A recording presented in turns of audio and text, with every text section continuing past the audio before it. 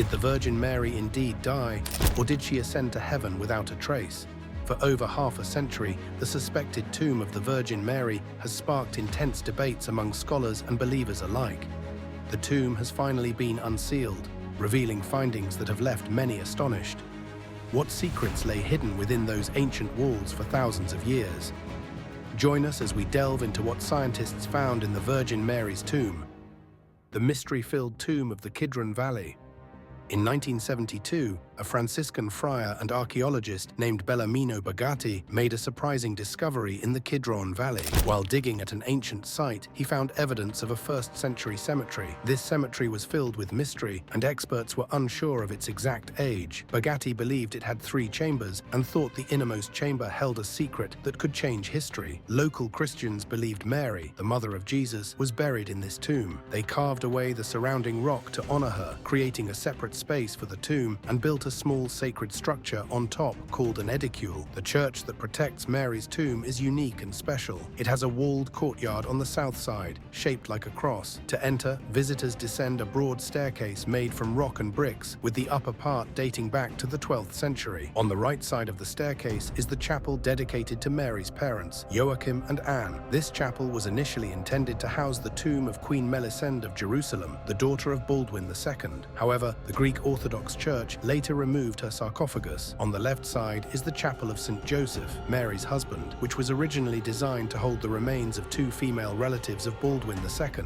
At the bottom of the staircase on the eastern side of the church is the edicule that contains Mary's tomb. The eastern apse also features altars for the Greek and Armenian churches. Additionally, a niche south of the tomb, known as a mihrab, points toward Mecca and was added when Muslims shared the church. On the western side, there is a Syriac altar. The Armenian Apostolic Church and the Greek Orthodox Church now share the shrine. Other groups, such as the Syriacs, Copts, and Ethiopians, have limited rights to the site. Inside the church is a famous icon called the Panagia Hierosolimitissa, or the All-Holy Lady of Jerusalem. It is believed that the tomb was created miraculously without human assistance. After years of speculation, the tomb was finally opened, revealing it to be empty. This surprising discovery reinforces the idea that Mary was taken to heaven alive and intact, which explains the absence of any traces of her in the tomb. What led the locals to believe that the Virgin Mary was buried there? Preserving the holy grounds.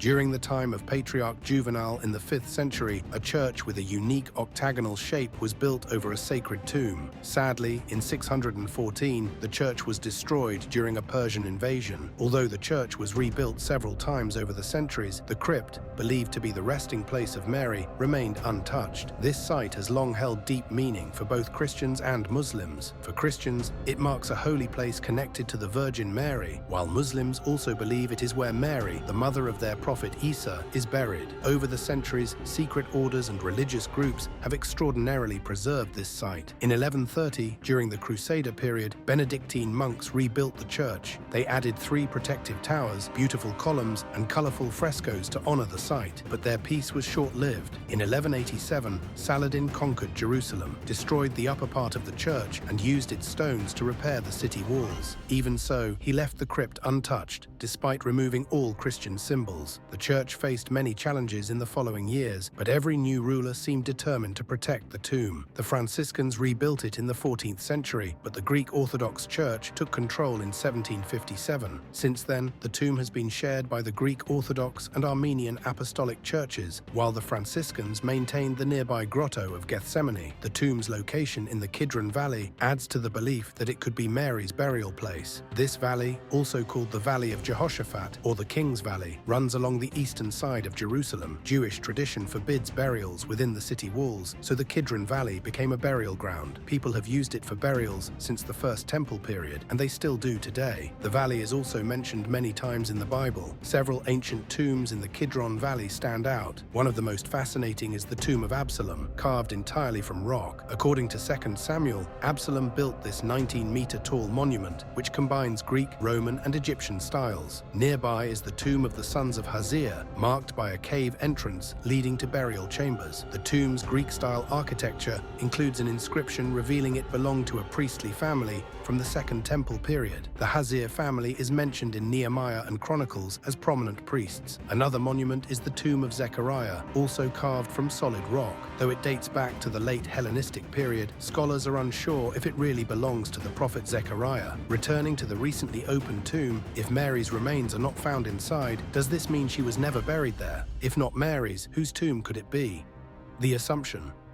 The tomb was empty, yet ancient stories confirm it belonged to the Virgin Mary. Many believe this emptiness proves the tale of her ascension into heaven to be true. The Orthodox Church has known about the events surrounding Mary's passing since ancient times. Although the Bible does not describe her falling asleep, trustworthy traditions have passed these stories down over the centuries. According to Catholic records, after Jesus ascended to heaven, Mary lived near the Mount of Olives with St. John the theologian and his parents. However, she was in Jerusalem at the time of her passing. Her growing fame as the Mother of God attracted the attention of persecutors, forcing Mary to live quietly. Despite the danger, she spent her days praying, often visiting the Holy Sepulchre, even though guards tried to block her path. One day, as Mary prayed at Golgotha, the Archangel Gabriel appeared before her. Years earlier, he had announced the birth of Jesus, and now he had come with another message. Her time on earth was ending, and she would soon join her son in heaven. Gabriel gave her a palm branch to sign her upcoming journey to eternal life. Knowing the end was near, Mary prayed for the apostles to be with her before she passed. Her prayer was answered when the Holy Spirit miraculously brought the apostles from different parts of the world to her side, along with many faithful followers. St. John, who had cared for Mary since Jesus' death, gathered the apostles and told them that her time was short. They entered her room, where Mary lay peacefully on a beautifully decorated bed. She greeted each apostle by name, blessed them, and praised their faith for spreading the gospel.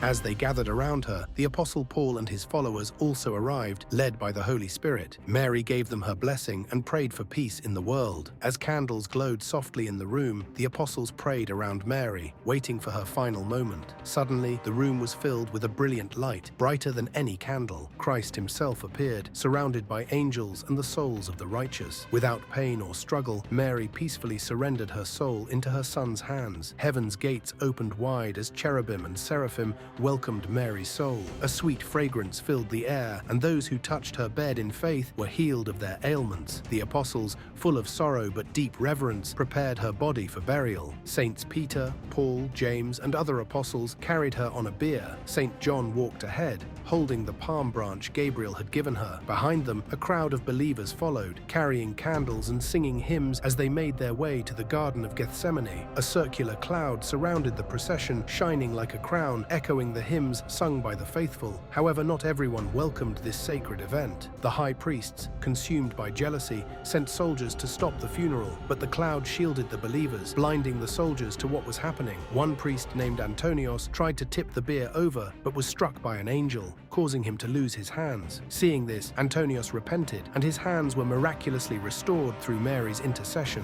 When the apostles reached the Garden of Gethsemane, they laid Mary's body in a tomb, sealed it with a large stone, and prayed for 3 days. On the third day, the apostle Thomas, who had been away, returned and asked to see Mary one last time. The apostles opened the tomb, but all they found were her burial clothes. Her body was gone. At that moment, they realized Mary had been taken up to heaven. Later that evening, as the apostles shared a meal, Mary appeared radiant with heavenly light and assured them of her peace. The story of Mary's Assumption has been celebrated for centuries. Paintings and hymns throughout the Christian world have captured the beauty of her ascent to heaven. As early as the 5th century, believers honored this event, and by 600 AD, Emperor Maurice made it an official holiday in the Eastern Roman Empire. Just how true is this story of Assumption?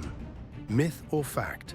On November 1st, 1950, Pope Pius XII officially announced the belief that Mary, the mother of Jesus, was taken up to heaven, body and soul. He shared this in a document called Munificentissimus Deus. This belief is linked to the Immaculate Conception, which says Mary was born without sin because she would become the mother of Jesus, who Christians believe is the Son of God. The Assumption does not say for sure whether Mary died or not. It only emphasizes that she was taken to heaven. In the Eastern Orthodox Church, a similar belief called the Dormition of the Mother Mother of God, describes Mary's death as her falling asleep. While not official teaching, the Dormition is important in Orthodox tradition. Some scholars say stories about Mary's Assumption were passed down through oral traditions. However, Stephen J. Shoemaker suggests that these stories changed over time and developed gradually. One of the earliest written records is a 2nd or 3rd century text called the Liber Requiae Mariae, which translates to the Book of Mary's Repose. However, this book does not fully match what most Christians believe today. Epiphanius of Salamis searched for information about how Mary's life ended by the 4th century, but he found no clear answers. He said some people believed she died peacefully, and others thought she was taken without dying, similar to the story of Elijah, a prophet from the Old Testament. In the 5th century, writings like De Obitu es Mariae and De Transitu Virginis repeated that Mary was taken to heaven. Authors such as Dionysius the Areopagite and Gregory of Tours helped spread this belief. The Assumption became more popular by the 8th century, and John of Damascus wrote that Mary died before the apostles. When they opened her tomb later, they found it empty, which they believed meant her body had been taken to heaven. The Eastern Church celebrated the Dormition, and this tradition spread to the Western Church. Some Christian calendars marked this event as the Assumption by the 9th century. Pope Leo IV made it a memorable feast with a vigil and 8 days of celebration. Later, Pope Nicholas I placed it alongside significant holidays like Christmas and Easter. Despite the decrees and acknowledgements by various popes, the Assumption of the Virgin Mary is not widely recognized among many Christians. This raises an important question. Why is this significant belief not more commonly known? What do Christians worldwide think? The concept of the Assumption is primarily discussed within the Roman Catholic and Orthodox churches because many Protestant denominations focus more on biblical texts and core doctrines. Since Mary's Assumption is not explicitly recorded in the Bible, this tradition is often not taught in many Protestant congregations. Furthermore, differing interpretations of Mary's role in salvation and the significance of her life contribute to the varying levels of emphasis placed on the Assumption across different Christian denominations. Another reason for the differences in beliefs about Mary is the larger discussion about her role. Some traditions honor Mary as the Mother of God and recognize her special place in salvation. In contrast, others may downplay her importance and focus more on a personal connection with Christ. This difference in belief shapes how teachings about Mary, including the Assumption, are understood in various Christian communities. A key reason why some groups do not accept the Assumption is the confusion about her death and burial. Before scientists found locations where the Virgin Mary might be buried, different stories claimed she was laid to rest in various places. Many religious groups have their own ideas about where her tomb is. For example, some Turkmen Christians believe that Mary was buried in a town called Mary, formerly known as Mari, in Turkmenistan. This belief comes from Nestorian Christianity, which spread in that area. In northern Iraq, Christians from Nineveh think her tomb is near Erbil, linked to a mosque in Mosul. On the other hand, the Ahmadiyya movement believes Mary's tomb is in Murree, Pakistan, at a place called Mai Mari da Astan. These stories lead to interesting questions. How did Mary end up there if she was buried in these faraway places? One popular legend, dating back to the 7th century, involves Thomas the Apostle. According to this tale, Mary traveled with Thomas to India and Mari, now in Turkmenistan. The story says Thomas was the only apostle who saw her body rise to heaven. At the same time, the other apostles were miraculously taken to Jerusalem to witness her death. When Thomas told them, the other apostles were doubtful. However, when they looked at her tomb, they found it empty, with only her belt left behind. This story became famous through paintings and illustrations during the Middle Ages and Renaissance. Another common tradition says that Mary spent her last years near Ephesus in what is now Turkey. Around 3745 AD, Mary is thought to have gone there with St. John the Apostle to escape danger in Jerusalem. After Jesus asked St. John to care for Mary from the cross, as mentioned in the Gospel of John, they sought safety in Ephesus during a time when Jesus' followers were in great danger. St. Stephen was stoned to death in 37 AD, and St. James was executed in 42 AD. The apostles traveled worldwide to share the gospel, and St. John likely brought Mary to Asia Minor. Two main pieces of evidence support this belief. The tomb of St. John is in Ephesus, and the first church dedicated to the Virgin Mary was built there. In the early church, only places linked to saints who lived or died there were honored, suggesting that Mary really lived in Ephesus. In 431 AD, an important meeting of church leaders called the Ecumenical Council was held in Ephesus. The council confirmed the belief that Mary is the Mother of God and acknowledged that both St. John and Mary were present in the area. Local traditions keep her memory alive. For instance, the people of a village called Kirkja, descendants of early Christians in Ephesus, believe Mary died in their area, Panaya Kapulu. Every year, on August 5th, they hold a pilgrimage to honor her assumption into heaven.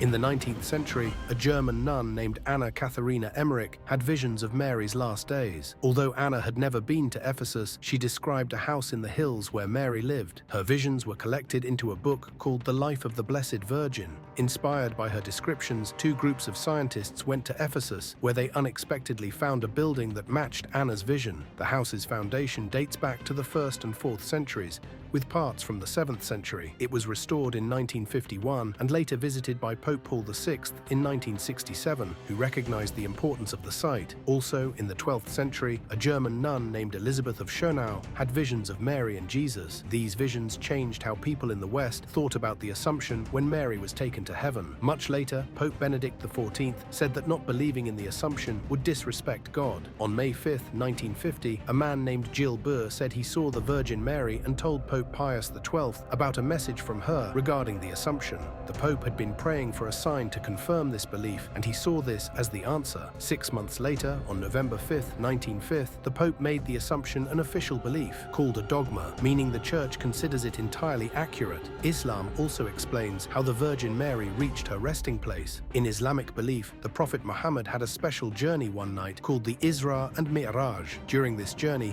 he traveled from Mecca to Jerusalem to heaven with the angel Gabriel. Along the way, they met many important prophets, including Abraham, Moses, and Jesus. These prophets gathered around Mary's tomb near the Dome of the Rock. Some stories even say Muhammad saw a bright light shining over her tomb. After visiting Mary's tomb, Muhammad continued his journey to heaven. He saw Mary again, sitting in a special place next to God's throne, surrounded by angels. Despite the differences in belief, over 30 countries recognize this day as a public holiday. Families come together in places like France, Greece, Italy, Poland, Portugal, Romania, and Spain to honor Mary, the mother of Jesus. Assumption Day used to be a public holiday in Hungary, but it is no longer celebrated. In Montenegro, only certain groups, such as the Albanian Catholics, still honor the day. In Germany, particularly in regions like Bavaria and Saarland, people take a break to celebrate. Similarly, 14 out of 26 cantons in Switzerland recognize this important day. In Guatemala, both the capital city and the town of Santa Maria Nebaj hold celebrations to honor Mary as their patron saint. In some places, Assumption Day is celebrated alongside Mother's Day. This is the case in Costa Rica and parts of Belgium, where families gather to honor Mary and her mother. Even in countries where Assumption Day is not an official holiday, it remains meaningful for many Christians. For instance, in the Czech Republic, Ireland, Mexico, the Philippines, and Russia, people celebrate with church services and special traditions. In Bulgaria, the Feast of the Assumption is the biggest celebration of Mary in the Eastern Orthodox Church. People attend church, offering prayers and gifts. In the city of Varna, a lively procession features a holy icon, and there are concerts to celebrate. In Canada, Assumption Day is especially significant for the Acadian people, who see Mary as their patron saint. Today, some businesses in French-speaking areas, like parts of New Brunswick, close in her honor. Similarly, on Assumption Day, a major festival takes place in a small town in Texas called Praha, attracting many visitors. While Assumption Day means a lot to many Christians, not all churches use that name. Some Anglican and Lutheran churches observe the feast without calling it Assumption Day. In Eastern Orthodox churches that follow the Julian calendar, the day is celebrated on August 28th instead of August 15th. Surprisingly, numerous reports of encounters with the Virgin Mary have led many to believe she may have been assumed into heaven. Encounters with Virgin Mary. On May 13, 1917, 3 young children were walking through a sheep pasture in the village of Fatima, Portugal. Suddenly, a bright light appeared in the sky. The children were shocked to see what looked like an angel floating above them. They believed this figure was the Blessed Virgin Mary, the mother of Jesus Christ, and she told them that she would return on the 13th of each month. Excitedly, the children rushed home to share the extraordinary story of their visit with their parents. However, when they told the townspeople, many were doubtful, and they dismissed the children's story as a lie. The children firmly believed that the Virgin Mary had visited them, despite what the adults said. They shared that she promised to show a miraculous sign on October 13, 1917. For months, the people of Fatima were curious to see if this promise would really happen. On that day, thousands gathered with the children to see if the Virgin Mary would appear. To their surprise, they witnessed a stunning event called the Miracle of the Sun. Between 70,000 and 100,000 people filled the area. Even though heavy rain had soaked everyone, the clouds suddenly cleared. The sun appeared and began moving wildly across the sky, spinning and seeming to fall toward the earth. People were filled with emotions. Many cried, some screamed, and others openly admitted their mistakes. Then, just as quickly as it started, the sun returned to its place in the sky. When everyone looked around, they found their clothes, and the ground was completely dry, even after the rain.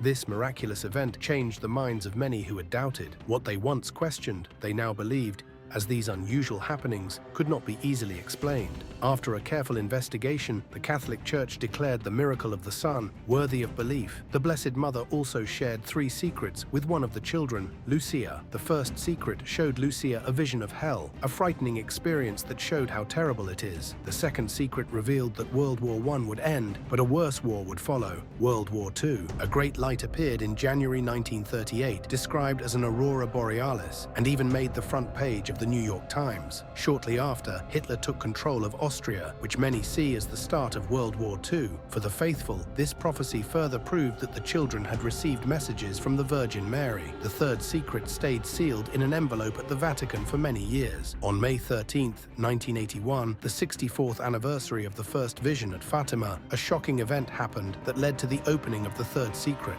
On that day, Pope John Paul II was in St. Peter's Square when an assassin shot him. He was severely hurt, but miraculously, the Pope survived the attack. After he healed from his injuries, Pope John Paul II decided to open the envelope containing the third secret. He felt that the attempt on his life happening on the same day as the Fatima vision was not just a coincidence. The third secret showed a vision of a man in white walking through a broken city. The man reaches across, and there he is hit by bullets and dies. Many people believe this vision was about the Pope himself. Remarkably, during the assassination attempt, the bullet had just missed important organs. If it had been even a tiny bit closer, it could have killed him. Because the attack happened on May 13th, the anniversary of the first apparition at Fatima, Pope John Paul II was sure that the Virgin Mary had saved his life. He saw these events as proof of the visions given to the 3 children many years ago. Interestingly, this isn't the first time the Virgin Mary has appeared to someone, nor is it the only occurrence. Juan Diegos' aspiration. On December 9, 1531, while on his way to morning mass, the Blessed Mother appeared to Juan Diego on Tepeyac Hill, near Mexico City. She asked him to go to the bishop and request a shrine be built at Tepeyac, promising to shower her grace on those who called upon her. The bishop, skeptical of Juan Diego's claim, asked for a sign to prove the apparition was real. On December 12th, Juan Diego returned to Tepeyac, where the Blessed Mother instructed him to climb the hill and gather the flowers he would find blooming. Surprisingly, despite it being winter, he discovered beautiful roses. He collected them and brought them to Our Lady, who arranged the flowers in his cloak and told him to present them to the bishop as proof. When he opened his cloak, the flowers fell to the ground, revealing an image of the Blessed Mother instead. With the bishop's approval, Juan Diego spent the rest of his life as a hermit in a small hut near the chapel, where the miraculous image was displayed. He cared for the church and welcomed the first pilgrims to pray to the Mother of Jesus. Beyond being chosen as Our Lady's messenger, Juan Diego experienced a profound inner transformation. He devoted himself to prayer, virtue, and a deep love for God and his neighbors. He passed away in 1548 and was buried in the first chapel dedicated to the Virgin of Guadalupe. He was beatified by Pope John Paul II on May 6, 1990, in the Basilica of Santa Maria de Guadalupe in Mexico City. The miraculous image preserved in the Basilica of Our Lady of Guadalupe portrays a woman with indigenous features dressed in traditional clothing. She stands on a moon, supported by an angel whose wings resemble one of the major gods of the local traditional religion. Her blue mantle is adorned with gold stars, and the black belt around her waist indicates she is pregnant. This image symbolizes that Christ is to be born again among the peoples of the New World, carrying a message that remains relevant today. Thanks for watching. See you in the next video.